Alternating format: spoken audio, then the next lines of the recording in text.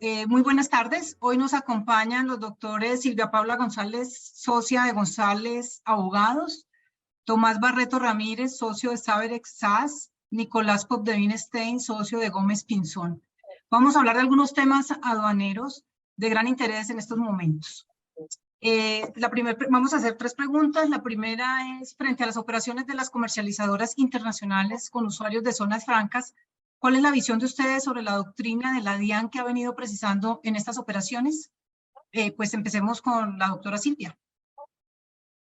Pues básicamente en mi concepto, la DIAN omite en algunos conceptos y análisis que ha hecho la DIAN, omite el hecho de que no todas las operaciones entre una zona franca y una comercializadora internacional implican el ingreso al territorio aduanero nacional.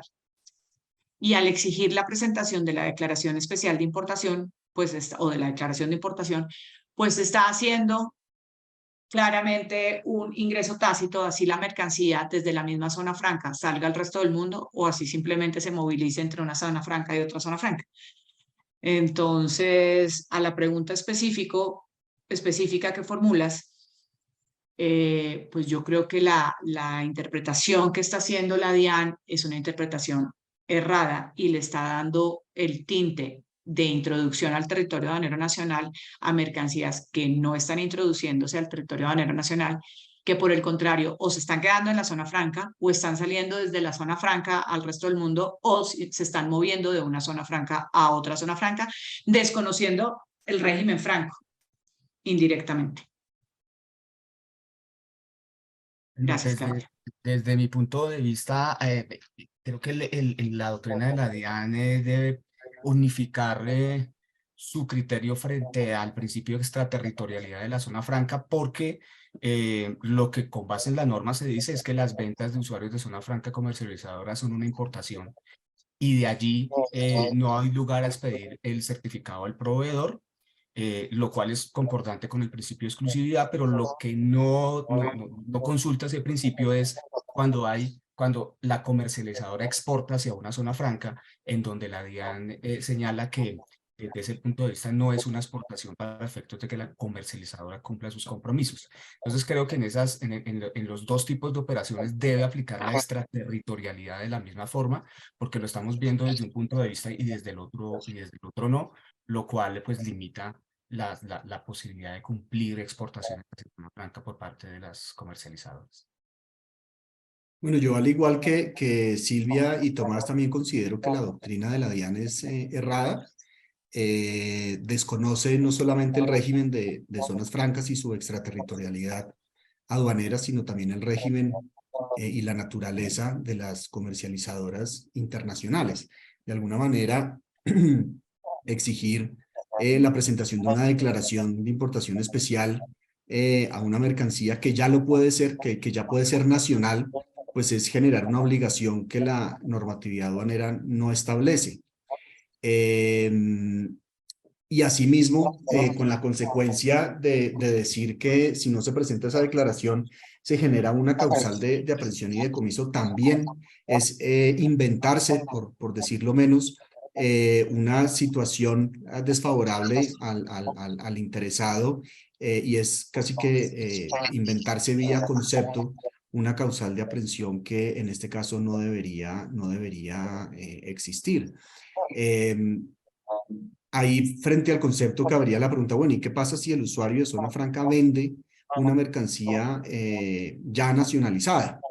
¿Sí? El concepto daría a entender que sobre esa mercancía habría que presentar una declaración adicional especial. Entonces, pues, eso es, nuevamente, se inventan una obligación que la normatividad no establece. Entonces, yo creo que lo que está haciendo este concepto es regulando, estableciendo obligaciones que la normatividad y el estatuto aduanero no establecen, con lo cual, pues, en todo su conjunto es un concepto que adolece de una nulidad absoluta. Una segunda pregunta que tenemos es en materia de ejecutoria de los actos administrativos aduaneros. ¿Creen ustedes que debería armonizarse con la del estatuto tributario a propósito del nuevo régimen sancionatorio que se va a expedir próximamente? Claudia, pues con relación a tu pregunta, yo creo que sí debería haber una armonía, como en todos los otros temas. Y no solo una armonía, sino debería analizarse nuevamente la nueva interpretación que está teniendo la DIAN con relación a ello, ya que la interpretación previa, anterior, siempre ha sido que había una armonía y que por lo tanto no podría llegar a haber, se podía excepcionar el mandamiento de pago y no debería por qué haber un cobro por parte de la DIAN durante los tiempos que se tome una acción de nulidad de restablecimiento del derecho. No obstante, con la nueva interpretación a unos fallos del Consejo de Estado que no son en su totalidad aduaneros, pues la DIAN ha cambiado su punto de interpretación, su punto de análisis. Sí, yo estoy de acuerdo con Silvia en el sentido de que en materia de ejecutoria, y porque estamos hablando de una sola entidad que ejerce el cobro de las deudas aduaneras y tributarias, debería armonizarse con las del Estatuto Tributario. Me parece que es un error que en el decreto 1165 se haya señalado una norma con la ejecutoria de los actos, porque eso implica que en materia aduanera se tienen que iniciar procesos de cobro coactivo, que si el interesado demanda los actos, la misma DIAN tiene que suspender posteriormente ese proceso de cobro. Entonces es un desgaste tanto para la administración como para los usuarios aduaneros, este proceso, mientras que por el lado del estatuto tributario, ese cobro solo se inicia una vez haya una sentencia definitiva. Entonces, creo que aprovechando esta coyuntura del nuevo régimen de procedimiento y sancionatorio aduanero, sería viable que ese todo quede armonizado en materia ejecutoria con el estatuto tributario. Vale, bueno, no, yo al igual que Silvia y Tomás, estoy de acuerdo que el tema de cobros coactivos sí debe o bien armonizarse con el estatuto tributario o consagrar una norma especial en materia aduanera, pero que sea una norma que guarde un poco el interés de los administrados y que, digamos, tenga el mismo sentido o efecto de la norma que está en el estatuto tributario. Además de ello, pues vale la pena llamar la atención sobre la directriz de la DIAN de embargar cuentas, inclusive en procesos cambiarios, cuando ya ha habido autos admisorios de las demandas, alegatos de conclusión ya presentados, es decir, el proceso ya lleva, digamos, un año, año y medio, y lo que se está peleando es una multa cambiaria y la DIAN ordena el embargo de las cuentas, cuando el decreto 2245 del 2011 expresamente sí remite a las normas del estatuto tributario. Entonces yo creo que tal vez con el afán de recaudo vieron la sentencia del Consejo de Estado y dijeron esto aplica para absolutamente todo, pero no se tomaron la molestia de revisar el 2245 en materia cambiaria y de atender un poco la naturaleza también de las obligaciones en materia aduanera y la acción de cobro que existe sobre esas obligaciones. Entonces ahí creo que en efecto debería, como digo, o bien armonizarse o bien traer su norma propia y un llamado de atención a que se atienda y se lean el 2245 del 2011. ¿Cómo ven ustedes el panorama de la expedición del nuevo régimen sancionatorio aduanero y de procedimiento, teniendo en cuenta que solo restan 4 meses para vencerse el término estipulado? Bueno, yo lo veo, digamos, de una manera desafortunadamente muy pesimista. Hasta el momento no se conoce. O sea, lo único que sabemos es que la reforma tributaria le otorgó al presidente facultades extraordinarias para que emitiera este decreto ley o decreto con fuerza de ley contentivo del régimen sancionatorio aduanero y que consagre también obviamente pues las causales de aprehensión y decomiso con base en lo que estableció en su momento la Corte Constitucional. Sin embargo, pues hasta el momento no hemos conocido, no se ha conocido o no se ha dado a conocer por parte de las autoridades ningún texto, ninguna propuesta de texto, ningún proyecto de esta norma.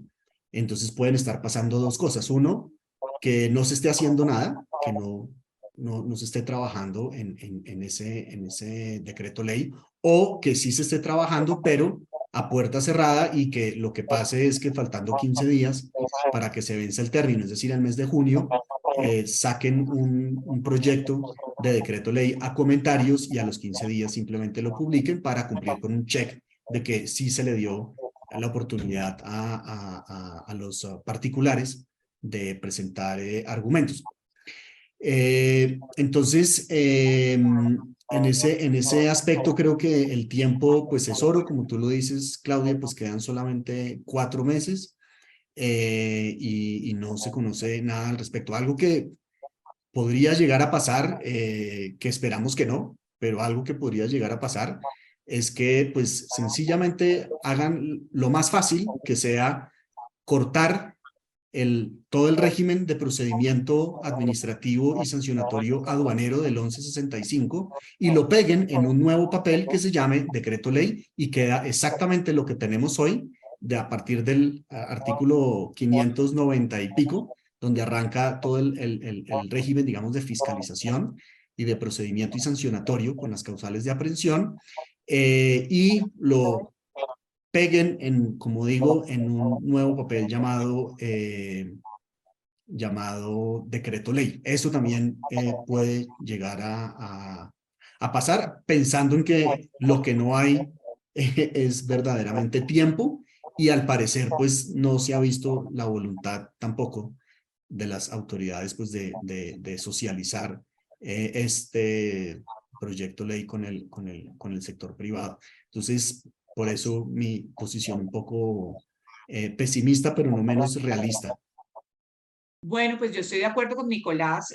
Cuando plantea Nicolás la preocupación, yo creo que es una preocupación general, una preocupación que lleva a que claramente no queremos que 15 días antes nos muestren un proyecto de decreto, sino lo que queremos es que el administrado pueda conocer ese proyecto de decreto, comentar ese proyecto de decreto sancionatorio, y que la administración tenga el tiempo para analizar los comentarios que presente el sector privado en aras de plasmarlos dentro del régimen sancionatorio, y que cada vez sea un régimen sancionatorio garantista y no la copia del régimen sancionatorio actual. Es decir, si quieres un nuevo régimen sancionatorio, no el mismo régimen sancionatorio con un número diferente de decreto. Sí, realmente comparto la preocupación porque el tiempo y esa limitación en el tiempo hace que la socialización